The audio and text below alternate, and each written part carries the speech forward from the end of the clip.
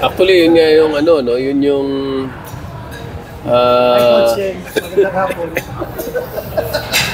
Yun nga yung ano ko na ever since naman, ang aking advocacy is parity.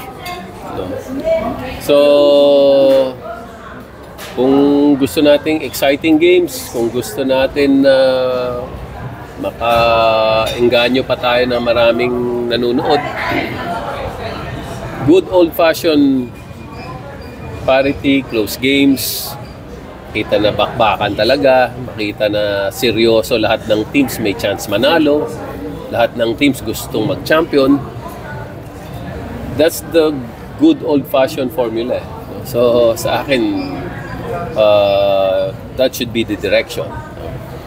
Ito, pampasaya, no? Pampaiba ng lasa, pwede siguro siya. Pero babalik at babalik din dun sa ano dun sa ano na yun sa issue na yun no? Meron bang chance manalo lahat ng teams ng championship?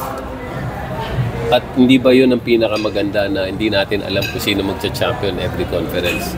At lahat ng games natin ay close games. At ang intention lahat natin ay mapalakas yung team natin.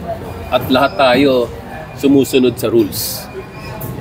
So, at the end of the day, siguro yun ang ano dun Kasi, yun nga, meron tayong mga regulations, meron tayong mga rules.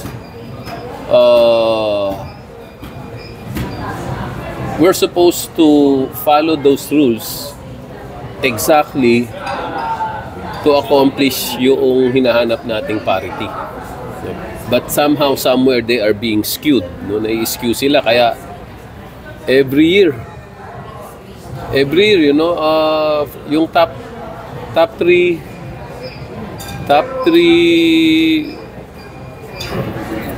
picks ng draft. Kung hindi Terra Firma, Blackwater, Northport. Susunod, Terra Firma, Blackwater, Northport. Susunod, biglang naging Converge. No? Kaya lang, yung Converge, di natin alam na kung ganun pa rin sila next year. Kasi minsan pa lang naman nangyari. Diba? Pero yung sinasabi ko, for the last 8 or 10 years, yung 3 teams na yun, parating nandun sa parating nandun sa, sila nauuna dun sa draft Hindi lang naman ako nakakapansin nun. Hindi ba yun ang dapat nating bigyan ng solusyon? Hindi ba yun dapat sa solusyonan natin? And that's just looking at the lower bracket. Yung upper bracket naman, parang ganun din. No? So, to me, that is the main problem that needs to be solved. Yun ang main problem.